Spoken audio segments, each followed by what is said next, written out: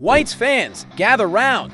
What's happening at Elland Road right now is absolutely insane, and you need to hear every single word of what I'm about to tell you. The international break might be here, but Leeds United? Oh mate, Leeds United are making more noise off the pitch than most teams make on it. Listen, I've got 3 absolutely bonkers stories that are going to have you jumping out of your seats. We're talking about a star player getting the cold shoulder from his national team for reasons that'll make your blood boil.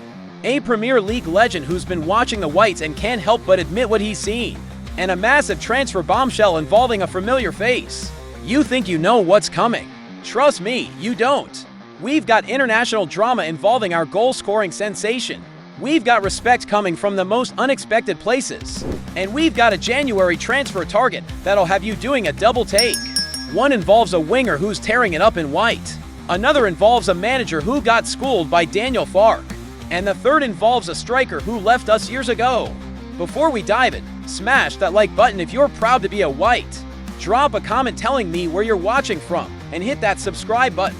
The Whites faithful deserve the truth, the passion, and the inside scoop.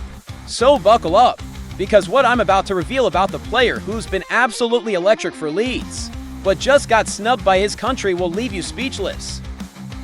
Right, let's get into this first bombshell, and Whites fans, you're going to want to sit down for this one, because it involves the man who's been lighting up the Premier League for us, Noah Okafor. Picture this, you've got a player who's scored TWO massive goals already this season against Wolves and Tottenham, a player who's been an absolute shining light since arriving from AC Milan in the summer, and genuinely one of the signings of the season in the entire Premier League. You'd think his national team would be desperate to have him, right? Wrong.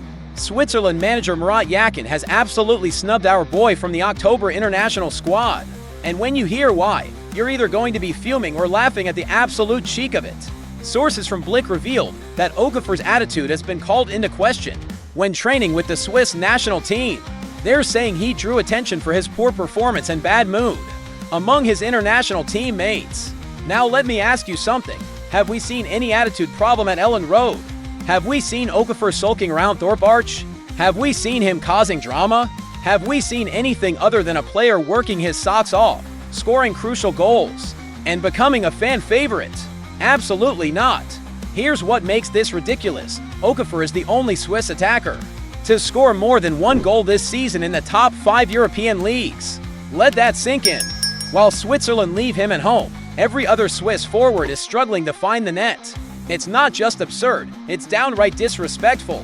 And get this, while Okafor's banging in goals, our other attacking options like Willy Gnonto, Dan James, Jack Harrison, and Brendan Aronson have all failed to score in the Premier League so far. That shows how vital Okafor has been. This man has big game experience, he's 25 and in his prime, and he's delivering when it matters. Now here's the interesting bit. We're not exactly crying about getting one of our best players back for a rest. The lad's been struggling to complete 90 minutes, cramping up against both Bournemouth and Spurs. Drive Rajpal Brar said we need to be cautious because the game demands are a little much at this stage, so maybe Switzerland did us a favor. With Gnonto coming back to fitness ahead of massive matches against Burnley and West Ham, Daniel Farke's got options to rotate. And trust me, it won't be because of attitude. This lad has started on fire in West Yorkshire. But here's what matters, is this a warning sign? Should we worry about attitude problems? Or is this just a player who's found his home at Elland Road and couldn't care less about international duty? The Switzerland door remains open apparently, but right now, he should focus on one thing, firing Leeds back to the Premier League where we belong. But if you think that's dramatic, wait until you hear what a Premier League legend has been saying about Leeds after we absolutely demolished his team. All right, Whites faithful, now we're getting juicy, because this involves one of the biggest names in English football, admitting something about Leeds that'll have you grinning. We're talking about Frank Lampard, the Chelsea legend managing Coventry City, someone who's developed a proper rivalry with us. Let me paint this picture. Leeds have played Lampard's teams EIGHT times, only Man United have faced him more. Our record? FOUR wins and a draw. We've absolutely had his number, including thrashing Coventry 3-0 at Elland Road and beating Lampard's version to 2-0 away at the CBS Arena last February. That 2-0 victory was special. Second game of a 5-match winning run Our social media team properly wound up Lampard, and Leeds fans gave him stick all game. We put up the second highest XG figure of the entire 2020-25 season that day. Only the 7-0 destruction of Cardiff was better. Lampard didn't want to discuss the banner after getting well beaten. But here's where it gets fascinating. He's actually praised Leeds United. Yeah, you heard that right. Frank Lampard has been giving us our flowers. Speaking on TalkSport, Lampard dropped this BOMB. I think it was really clear to me last year when Leeds and Burnley were probably the two outstanding teams in the league. Their levels of output were bigger than the others, and I think that was our challenge this year. Read that again. A Premier League legend admitted that watching Leeds made him realize what it takes to compete at the top. He's saying our levels were bigger than everyone else. This is the same man we've been trolling, and even he can't deny the quality Farke has built. Lampard talked about how Coventry's challenge was to reach the sort of levels Leeds were setting. Teams are using US as the benchmark. That's the respect Leeds United command in the Championship. Now here's where it thickens. Coventry are top of the Championship, unbeaten. And they've got a player Leeds wanted in the summer who idolizes Lampard, Jack Rudoni. He's Lampard's protege, a box-to-box midfielder with 12 goals and 14 assists in 59 games.